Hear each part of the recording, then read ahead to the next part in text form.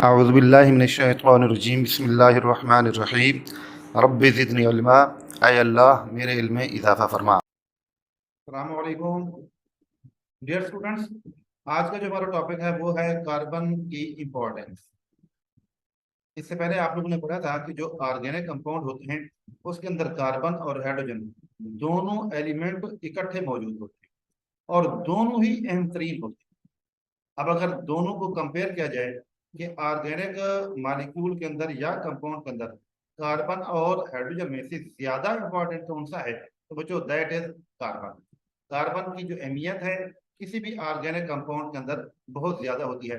This is a basic element of an organic compound. अब जो इसके अंदर ये जो करेक्टर प्रोड्यूस हुआ है किस वजह से हुआ है? Due to having unique properties, यानी कार्बन एलिमेंट्स के जो एटम्स होते हैं उनके अंदर बेमिसाल खसूसियात मौजूद होती हैं। ये यूनिक प्रॉपर्टीज किसी और एलिमेंट के एटम्स के अंदर मौजूद नहीं होती और इन्हीं की वजह से ही कार्बन को एक बेसिक एलिमेंट का दर्जा हासिल है किसी भी ऑर्गेनिक कंपाउंड के अंदर। बच्चे उन्हीं यूनिक प्रॉपर्टीज में से एक चीज को हम देखते हैं कि कार्बन एलिमेंट जो है ना इसकी सेंट्रल पोजीशन होती है in the skeleton of life, यानी लाइफ के स्केलेटन के अंदर इसकी पोजीशन सेंट्रल होती है। अब इसका मतलब क्या है बच्चों? इस सेंटेंस को हम कई हवालों से एक्सप्लेन कर सकते हैं, जिसमें मैं एक चीज आप लोगों को बता देता हूँ। देखिए बच्चों, हमारी बॉडी के अंदर जो स्केलेटन है इसकी सेंट्रल पोजीशन है। स्केलेटन बना हुआ है बोन से, कार्टिलेज से। हमारे आर्म्स, हमारी लेग्स, हमारी बाकी बॉडी जो है उसके अंदर बोन्स मौजूद हैं, स्केलेटन मौजूद है।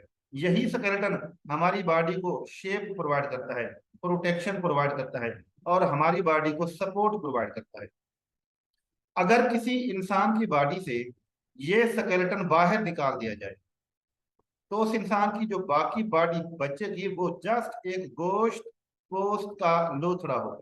ना उसकी शेप मेंटेन रहेगी, ना उसको कोई प्रोटेक्शन वगैरह प्रोवाइड होगी, ना ही कोई सपोर्ट प्रोवाइड होगी।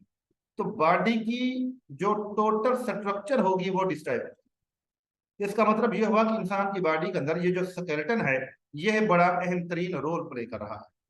बिल्कुल इसी तरीके से अगर हम किसी ऑर्गेनिक मॉलिक्यूल को देख लें तो उस ऑर्गेनिक मॉलिक्यूल के अंदर वही हैसियत कार्बन की होती है जो हैसियत स्केलेटन की हमारी बॉडी में होती है। आप लोगों के सामने एक फार्मूला मौजूद है बच्चे, ये ग्लूकोज का स्ट्रक्चरल फार्मूला है। इसमें कार्बन की लोकेशन देखिएगा सेंटर के अंदर मौजूद है, तो it acts as skeleton of the glucose molecule. अगर ये स्केलेटन यानी कार्बन का ये जो सेंटर में ये कार्बन की जो सेंट्रल पोजीशन है ये खत्म कर दी जाए तो बच्चों ये सारा मॉलिक्यूल जो है ना डिस्ट्रॉय हो जाएगा, डिटीरियोरेट हो जाएगा, मेंटेन ही नहीं रह पाएगा। तो इसका मतलब ये हुआ कि यह एक्ट करता है as a skeleton in the biological molecule और फिर इन्हीं बायोलॉजिकल मॉलिक्यूल से हमारी बॉडी का स्केलेटन भी बनता है, ठीक है ना। और स्केलेटन का जो रोल है वो भी मैं आपको बता चुका हूँ। नेक्स्ट बचे कार्बन की एक और यूनिक प्रॉपर्टी ये है कि carbon atom is a tetravalent, यानी इसकी जो वैलेंसी है वो 4 है और ऐसी वैलेंसी जो इसकी है वो किसी और एटम्स के अंदर मौजूद नहीं होती। अब कार्बन जो है बच्चों इसमें टोटल इलेक्ट्रॉन्स की तादाद होती है 6। फर्स्ट ऑर्बिट के अंदर इलेक्ट्रॉन होंगे 2, सेकंड ऑर्बिट के अंदर इलेक्ट्रॉन होते हैं 4। अब इस सेकंड ऑर्बिट को फिल करने की खातिर इसको 4 और इलेक्ट्रॉन चाहिए जो किसी दूसरे एटम से ये लेता है। तो ये 4 एटम्स बेशक वो सिमिलर होते हैं या डिफरेंट होते हैं या ग्रुप ऑफ एटम के साथ रिएक्शन करता है और अपने आउटर मोस्ट शेल को फिल करता है, कंप्लीट करता है। और बच्चों ये 4 एटम्स या ग्रुप ऑफ एटम्स के साथ जब ये इलेक्ट्रॉन्स की फिलिंग कर रहा होता है तो इनके दरमियान एक बॉन्डिंग डेवलप हो जाती है और ये बॉन्डिंग कौन सी होती है? That is covalent bonding. Carbon element या carbon atom can react with many other non elements. Main जो जाने जाने वाले एलिमेंट्स होते हैं जैसे हाइड्रोजन है, नाइट्रोजन है, फास्फोरस है, ये नॉन एलिमेंट्स हैं, उनके साथ ये रिएक्शन करता है। मकसद क्या होता है? अपने आउटर मोस्ट शेल को कंप्लीट करना। और ये सारा प्रोसेस बच्चों जब होता है तो बॉन्डिंग डेवलप होती है, और वह बॉन्डिंग कौन सी होगी? That is covalent bonding. Covalent bond कैसे बॉन्ड होते हैं? कोवलेंट बॉन्ड रिजल्ट्स ये उस वक्त बनते हैं व्हेन टू और मोर atoms complete their electron shells by sharing of electrons. यानी इलेक्ट्रॉन की शेयरिंग से जब अपने आउटर मोस्ट शेल को ये कंप्लीट करते हैं तब कोवलेंट बॉन्डिंग डेवलप होती है। आप लोगों के सामने जो एक कार्बन का एक फार्मूला दिया हुआ है, इसमें आप देखिएगा कि हाइड्रोजन के 4 एटम्स हैं जो कोवलेंट बॉन्ड बनाकर इसके आउटर मोस्ट शेल को कंप्लीट कर रहे हैं। अब हाइड्रोजन और कार्बन के दरमियान बॉन्ड कौन सा होगा? That will be the covalent bond. ये अलग बात है कि some time single covalent bond, some time double covalent bond और some time triple covalent bond की फॉर्मेशन भी कार्बन एलिमेंट या कार्बन एटम करता है। नेक्स्ट बच्चे हम मजीद इसकी बॉन्डिंग को देखते हैं कि when carbon atom combined with 4 atoms or radical. जब ये 4 एटम्स या रेडिकल के साथ कंबाइन होता है, the 4 bonds are arranged symmetrically. 4 bonds बनते हैं जिनकी प्रॉपर अरेंजमेंट होती है। अरेंज्ड सिमेट्रिकली का मतलब होता है प्रॉपर अरेंजमेंट में होती है। और इनकी प्रॉपर अरेंजमेंट से ओवरऑल जो मॉलिक्यूल की शेप बनती है उसको हम टेट्राहेड्रॉन का नाम देते हैं। Tetra mean 4, hedron mean side, and result to give a stable configuration. और रिजल्टेड जो मॉलिक्यूल है वो बच्चों बिल्कुल स्टेबल फॉर्म के अंदर आ जाता है। आप लोग बच्चे ये देखिएगा, ये एक टेट्राहेड्रॉन है आप लोग के सामने जो शो की गई है। इसमें कार्बन देखिएगा, कार्बन 4 बॉन्ड बना रहा है हाइड्रोजन के साथ, 4 कोवलेंट बॉन्ड बन रहे हैं। और इन बॉन्ड्स की एक प्रॉपर अरेंजमेंट है, सिमेट्रिकल अरेंजमेंट है। और जब ये इस तरह की अरेंजमेंट होगी तो इससे ये जो ओवरऑल एक शेप बनी है इसको हम टेट्राहेड्रॉन का नाम देते हैं। और ये स्टेबल फॉर्मूला मॉलिक्यूल बन जाता है। और बच्चों ये जो स्टेबिलिटी है ये किसके साथ एसोसिएटेड है, जुड़ी हुई किसके साथ है? With the tetravalency of carbon atom. यानी अगर कार्बन एटम टेट्रावेलेंट ना होता तो ये 4 बॉन्ड्स की जो अरेंजमेंट है सिमेट्रिकली वो भी ना होती। जब अरेंजमेंट ना होती तो फिर बनने वाले मॉलिक्यूल्स में स्टेबिलिटी भी ना होती। जो ऑर्गेनिक मॉलिक्यूल्स होते हैं बच्चे ये बड़े अहम मॉलिक्यूल होते हैं, क्योंकि ये सेल के अंदर जो कॉम्प्लिकेटेड स्ट्रक्चर्स होते हैं उनको बनाने में इन्वॉल्व होते हैं। और सेल की जो सेलुलर स्ट्रक्चर्स होती हैं दीज आर स्टेबल। और इन स्टेबल स्ट्रक्चर को बनाने के लिए स्टेबल ऑर्गेनिक मॉलिक्यूल की जरूरत होती है। और ऑर्गेनिक मॉलिक्यूल में स्टेबिलिटी की रीजन टेट्रावेलेंसी है जो कि कार्बन के अंदर मौजूद होती है। अब इस पॉइंट को जरा पढ़िएगा कि the stability associated with the tetravalency of carbon atoms. Carbon atoms की टेट्रावेलेंसी के साथ लिंक्ड है किसी भी मॉलिक्यूल की stability, make it favourable element. और यही स्टेबिलिटी ही कार्बन एलिमेंट को फेवरेबल बनाती है for the synthesis of complicated cellular structure. जो सेल की कॉम्प्लिकेटेड स्ट्रक्चर होती है, सेल मेम्ब्रेन है, साइटोस्केलेटन है, साइटोप्लाज्म है, ये सारी सेल की स्ट्रक्चर्स हैं बच्चों। इनकी सिंथेसिस के लिए ये फेवरेबल एलिमेंट यही कार्बन ही है। और क्यों फेवरेबल है? Due to having tetravalency. Next बच्चे मजीद हम इसकी बॉन्डिंग देखते हैं कि कार्बन एटम जो है ना आपस में भी यानी कि म्यूचुअल इलेक्ट्रॉन्स की शेयरिंग करते हैं और बॉन्डिंग करते हैं। और जब कार्बन कार्बन बॉन्डिंग होती है तो तब भी स्टेबल फॉर्म के अंदर मॉलिक्यूल बनते हैं। these stable molecules may be in branched chains or unbranched chains or rings form। यानी कार्बन एटम जब आपस में म्यूचुअली कंबाइन होते हैं तो उनसे जो मॉलिक्यूल बनते हैं वो स्टेबल होते हैं। कैसे कैसे हो सकते हैं? ब्रांच्ड फॉर्म के अंदर भी हो सकते हैं, अनब्रांच्ड फॉर्म के अंदर भी हो सकते हैं, और रिंग फॉर्म के अंदर भी हो सकते हैं। आप लोगों के सामने ये कुछ स्ट्रक्चरल फार्मूले मौजूद हैं। एक फार्मूले के नीचे लिखा हुआ होगा पेंटेन। ये बच्चों पेंटेन एक मॉलिक्यूल है इसके अंदर कार्बन की म्यूचुअल शेयरिंग हुई है और अनब्रांच्ड चेन की फॉर्म के अंदर ये मॉलिक्यूल बना है। साथ देखेगा आइसोपेंटेन, ये भी carbon carbon mutual sharing electrons की इनकी में हुई है, म्यूचुअल कॉम्बिनेशन कार्बन कार्बन का हुआ है और स्टेबल मॉलिक्यूल बना है isopentane. But this is a branched molecule, जिसमें एक साइड पर ब्रांच भी मौजूद है।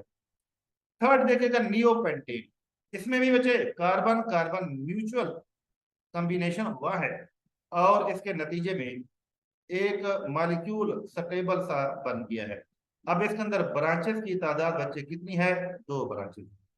इसके बाद नेक्स्ट एक और देखिएगा फार्मूले को, ये भी स्ट्रक्चरल फार्मूला है। इसमें कार्बन कार्बन ने आपस में ऐसे कॉम्बिनेशन की है, इनके दरमियान ऐसा कॉम्बिनेशन हुआ है कि रिंग फॉर्म के अंदर फार्मूला बन गया है। और बच्चों this is again a stable form. अब स्टेबिलिटी ऑफ कार्बन जो है ये रिस्पॉन्सिबल है for the vast variety of organic compound, यानी कि ऑर्गेनिक कंपाउंड के अंदर काफी सारी वेराइटीज मौजूद होती हैं, वेरिएशन मौजूद होती हैं और इस वेरिएशन के पीछे मेन रीजन क्या है? कार्बन की स्टेबिलिटी है। अब नेक्स्ट बच्चे आगे देखते हैं कि कार्बन न सिर्फ कार्बन के साथ ही कंबाइन हो सकता है, बल्कि कार्बन का कॉम्बिनेशन कुछ दूसरे अहम तरीन एलिमेंट्स के एटम के साथ भी होता है। वो कौन कौन से हैं? हाइड्रोजन है, ऑक्सीजन है, नाइट्रोजन, फास्फोरस और सल्फर। अब बच्चे जब कार्बन हाइड्रोजन के साथ बॉन्ड बनाता है तो यह बॉन्ड कार्बन हाइड्रोजन बॉन्ड कहलाता है, जैसे ग्लूकोज के मॉलिक्यूल के फार्मूले के अंदर आप लोगों ने देखा होगा। This bond act as a potential source of chemical energy. जब इस बॉन्ड को ब्रेक किया जाता है, तोड़ा जाता है, तो इससे एनर्जी रिलीज होती है और ये एनर्जी एटीपी को बनाती है और एटीपी में एनर्जी को हम क्या नाम देंगे? Chemical energy. और फिर यही एटीपी के मॉलिक्यूल एनर्जी प्रोवाइड करते हैं ड्यूरिंग सेलुलर एक्टिविटीज। उस बाद मुझे कार्बन और ऑक्सीजन का जो बॉन्ड ऑर्गेनिक मॉलिक्यूल के अंदर मौजूद होता है उसका हम ग्लाइकोसिडिक लिंकेज का नाम देते हैं। ये ग्लाइकोसिडिक लिंकेज रोल क्या प्ले करता है? This glycosidic linkage provide stability to complex carbohydrate molecule. जो पेचीदा किस्म के कार्बोहाइड्रेट मॉलिक्यूल बनते हैं उनमें स्टेबिलिटी का रेस्पॉन्सिबल यही ग्लाइकोसाइडिक लिंकेज ही है। अब आप लोग के सामने बच्चे एक फार्मूला मौजूद है, 2 ग्लूकोज के मॉलिक्यूल हैं और दोनों ग्लूकोज के मॉलिक्यूल के दरमियान में एक बॉन्ड डेवलप किया गया है, इसको हम ग्लाइकोसिडिक लिंकेज का नाम देते हैं। और इसी बॉन्ड ने इन दोनों ग्लूकोज के मॉलिक्यूल को आपस में जोड़ा हुआ है और इन 2 ग्लूकोज के मॉलिक्यूल के जुड़ने से जो कॉम्प्लेक्स मॉलिक्यूल बना है that is called as carbohydrate. अब अगर बच्चों इसी कार्बोहाइड्रेट मॉलिक्यूल में ये ग्लाइकोसिडिक लिंकेज ब्रेक हो जाए तो फिर ये स्टेबल नहीं रहेगा, टूट जाएगा। तो स्टेबिलिटी प्रोवाइड करना इसी का ही काम होता है। नेक्स्ट, कार्बन नाइट्रोजन लिंक भी मौजूद होता है ऑर्गेनिक कंपाउंड्स में और बच्चों इस कार्बन नाइट्रोजन लिंक या कार्बन नाइट्रोजन बॉन्ड को हम पेप्टाइड बॉन्ड का नाम भी देते हैं। ये कहाँ पर मौजूद होता है बच्चों? ये प्रोटीन्स के अंदर पाया जाता है। प्रोटीन्स आप लोग को पता है कि लार्ज ऑर्गेनिक मॉलिक्यूल्स हैं और इन मॉलिक्यूल्स को बनाने वाले छोटे छोटे यूनिट्स अमाइनो एसिड्स होते हैं। जब एक अमाइनो एसिड दूसरे अमाइनो एसिड के साथ अटैच होता है, जुड़ता है, तो इन 2 अमाइनो एसिड के दरमियान में जो बॉन्ड बनता है that is called as peptide bond. फिर दूसरा अमाइनो एसिड तीसरे अमाइनो एसिड के साथ भी इसी पेप्टाइड बॉन्ड के थ्रू लिंक होगा। फिर third amino acid fourth amino acid के साथ अटैच होगा तो इसी पेप्टाइड बॉन्ड के थ्रू ही अटैच होगा। तो बच्चों ये पेप्टाइड बॉन्ड भी इंक्रीज होते जाएंगे, अमाइनो एसिड भी लिंक होते जाएंगे, एट द एंड प्रोटीन का एक कॉम्प्लेक्स मॉलिक्यूल बन जाएगा। तो हम कहेंगे कि ये कार्बन नाइट्रोजन बॉन्ड या पेप्टाइड बॉन्ड प्रोटीन के अंदर मौजूद होते हैं और अमाइनो एसिड के को आपस में लिंक करने का रोल प्ले करते हैं। अब आप लोग के सामने एक और फार्मूला मौजूद है, एक के नीचे लिखा होगा अमाइनो एसिड 1 और दूसरे के नीचे लिखा होगा अमाइनो एसिड 2। अब अमाइनो एसिड 1 का ये जो आखिरी फंक्शनल ग्रुप है COOH, तो कार्बोक्सिल ग्रुप, इसमें से OH निकलता है जब रिएक्शन होता है। और अमाइनो एसिड 2 के ये जो अमाइनो ग्रुप है NHH वाला जो अमाइनो ग्रुप है इसमें से एक हाइड्रोजन निकलता है। जब फर्स्ट अमाइनो एसिड से OH निकलेगा तो कार्बन की एक वैलेंसी खाली हो जाएगी। सेकेंड अमाइनो एसिड के अमाइनो ग्रुप से जब हाइड्रोजन निकलेगा तो नाइट्रोजन की एक वैलेंसी खाली हो जाएगी। इस तरह से बच्चों ये कार्बन और नाइट्रोजन आपस में लिंक हो जाएंगे और इनका यही लिंक कार्बन नाइट्रोजन लिंक या पेप्टाइड लिंक या बॉन्ड कहलाता है। और यही बॉन्ड दोनों अमाइनो एसिड को आपस में जोड़ देता है। और जैसे जैसे ये सिलसिला आगे चलेगा प्रोटीन की फॉर्मेशन होती जाएगी। नेक्स्ट बच्चे कार्बन और फास्फोरस का बॉन्ड भी होता है और इसको हम फास्फोडाई एस्टर बॉन्ड का नाम देते हैं। It is present in nucleic acids. Nucleic acids में बच्चे आरएनए और डीएनए होता है और आरएनए और डीएनए को बनाने वाले जो छोटे छोटे यूनिट्स होते हैं उनको हम न्यूक्लियोटाइड कहते हैं। अब एक न्यूक्लियोटाइड को दूसरे न्यूक्लियोटाइड के साथ लिंक करने के लिए जो बॉन्ड एग्जिस्ट करता है, डेवलप होता है, उसका हम फास्फोडाई एस्टर बॉन्ड कहते हैं। अब आप लोगों के सामने इसका भी फार्मूला मौजूद है। ऊपर भी एक न्यूक्लियोटाइड है, नीचे भी एक न्यूक्लियोटाइड है और दरमियान में आप देखिएगा फास्फोरस आप लोगों को नजर आ रहा होगा। यही फास्फोरस बच्चों फास्फोडाई एस्टर बॉन्ड के थ्रू इन दोनों न्यूक्लियोटाइड्स को जोड़ देता है। और बच्चों जैसे जैसे ये न्यूक्लियोटाइड्स आपस में लिंक होते जाएंगे तो बच्चे आरएनए या फिर डीएनए का मॉलिक्यूल या स्ट्रैंड बनता जाएगा। उसके बाद बच्चे यही कार्बन सल्फर के साथ भी बॉन्ड बनाता है।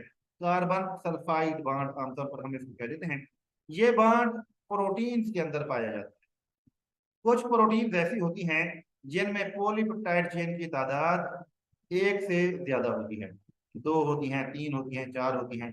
तो इन पॉलीपेप्टाइड्स को आपस में लिंक करने के लिए जो बॉन्ड इन्वॉल्व होता है वो कार्बन सल्फर बॉन्ड। यानी एक पॉलीपेप्टाइड चेन के अंदर जो अमाइनो एसिड है उनको लिंक करने के लिए पेप्टाइड बॉन्ड और दो पॉलीपेप्टाइड चेन के दरमियान लिंक को डेवलप करने वाला कार्बन सल्फर बॉन्ड होता है। अच्छा बच्चे नेक्स्ट, ये जो ऑर्गेनिक मॉलिक्यूल्स होते हैं इनको हम दो मेन ग्रुप्स के अंदर डिवाइड करते हैं। एक को हम माइक्रो मॉलिक्यूल्स और दूसरे को हम माइक्रो मॉलिक्यूल्स का नाम देते हैं। अब डिफरेंसेस देख लेते हैं कि माइक्रो मॉलिक्यूल्स कौन से हैं। These are large organic molecules. Micro molecules क्या हैं, स्मॉल ऑर्गेनिक मॉलिक्यूल्स हैं। जो मैक्रो मॉलिक्यूल्स हैं they have larger molecular weight while micro molecules have smaller molecular weight। जो माइक्रो मॉलिक्यूल्स हैं they form structure of cell, cell की structure को बनाते हैं, जैसे सेल मेम्ब्रेन को बनाना या बाकी स्ट्रक्चर को बनाना। जो माइक्रो मॉलिक्यूल्स होते हैं they act as source of energy. जैसे ग्लूकोज है, ग्लूकोज बच्चों एनर्जी के सोर्स के तौर पर इस्तेमाल होता है। जबकि कार्बोहाइड्रेट्स जो होते हैं माइक्रो मॉलिक्यूल्स, ये बच्चे सेल की स्ट्रक्चर को बनाने में इन्वॉल्व होते हैं। मैक्रो मॉलिक्यूल्स का एक और रोल है store smaller molecule like glucose. यानी ग्लूकोज छोटे मॉलिक्यूल होते हैं।